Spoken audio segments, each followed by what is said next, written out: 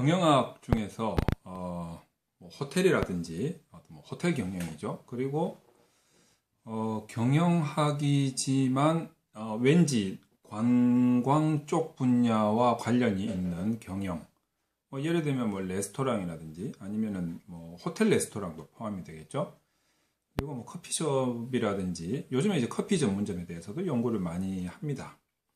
또는 무슨 많습니다. 종류는 뭐 에스닉 레스토랑이라고 해서 외국 음식만 다루는 뭐 그런 레스토랑도 있죠.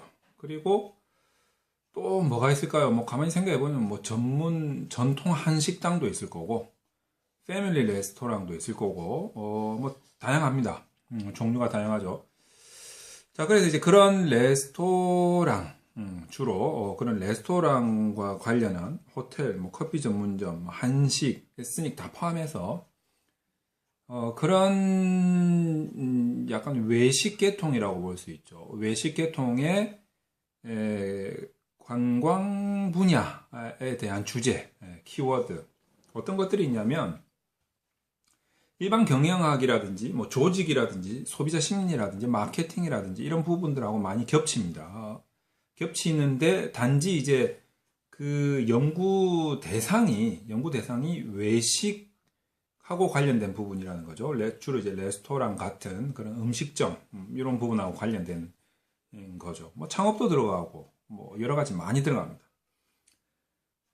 그래서 좀 자주 쓰이는 키워드들을 제가 설명을 좀 해드리면 뭐 예를 들면은 뭐 가만히 생각해 보시면 이 하나의 레스토랑을 가지고 레스토랑 안과 밖에 있는 모든 이 변인들을 다 고려해 볼 수가 있습니다. 먼저 뭐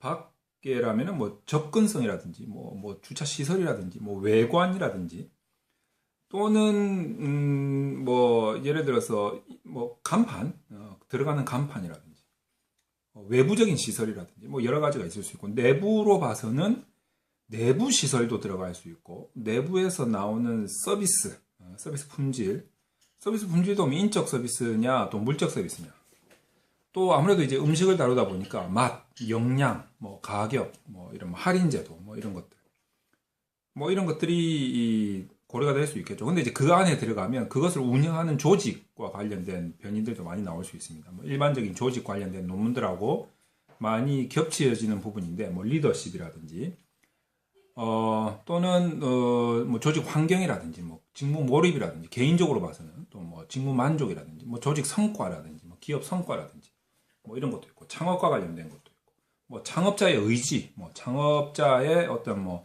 심리적인 부분 뭐 개인적인 특성 뭐 이런 부분들도 다 나올 수가 있죠. 그다음에 이제 고객과 관련돼서도 고객에 대한 충성도 행동 의도 뭐 고객 감정 반응 뭐 이런 것도 나올 수가 있고요. 그 다음에 이제 고객들이 느끼는 어떤 나는 새로운 맛을 찾고 싶다. 이런 거하고 관련된 심리적인 변인. 어떤 거가 있겠습니까? 뭐 신기성 욕구, 뭐 심리학에서 온 거죠. 이런 것도 있을 수가 있고. 그 다음에 봐서는 이제 고객들이 이 음식점을 선택하는 선택 속성들만 쫙 나열해 놓은 것들이 있죠. 뭐 음식이라든지 서비스, 인테리어, 분위기, 뭐 접근성, 뭐 주차 시설, 뭐 외부 시설, 내부 시설, 뭐 마케팅 전략, 이미지, 메뉴, 가격, 뭐 여러 가지가 변인으로 선정될 수가 있습니다.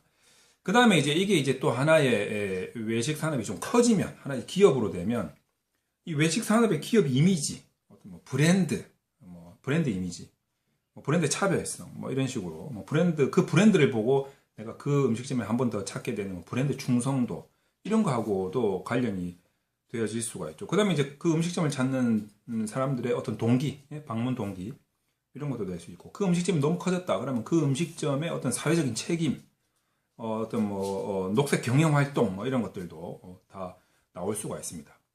또, 이런 소비자들과 관련된, 음식점을 찾는 소비자들과 관련된 어떤 학술적인 이론으로 봐서는 소비자 인지 학습론이라든가, 무슨 PC바인의 이론, 그 다음에 이제 올리버의 만족도라든지, 이런 여러 가지 이제 또 이론들하고 결부시켜서 모형을 짤 수가 있죠. 그러니까 제가 지금 순간적으로 많은 변인들, 많은 키워드들이 지나가 버렸는데 이 키워드들을 하나씩 검색을 하셔서 그 변인들 간의 관계를 계속 동향을 살피시면서 선행 연구에서 좀 놓쳤던 부분들, 그게 바로 한계이자 향후 연구 과제가 되겠죠. 이제 그런 부분들을 골라내는 눈과 안목이 있어야 됩니다. 경험도 있어야 되고. 그래서 그런 새로운 연구 모형을 짤 수가 있어야 되겠죠. 그 새롭다고 말씀드려봐야 짜놓고 보면 또 뻔한 것들입니다. 뭐 사회과학이라는 게 그런 거니까.